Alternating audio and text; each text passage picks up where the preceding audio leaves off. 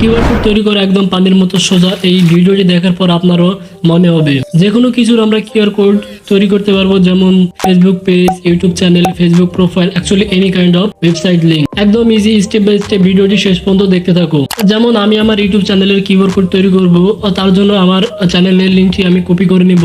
তারপর আমাদের একটি অ্যাপসের প্রয়োজন হবে, ক্যানভা অ্যাপসটি ডাউনলোড করে ইনস্টল করব। ইনস্টল করার পরে ব্ল্যাঙ্ক পেজ নিয়ে নিব, তারপরে প্লাস অপশনে গিয়ে ডান দিকে স্লাইড করে অ্যাপসে যাব, কিউআর কোড সিলেক্ট করব।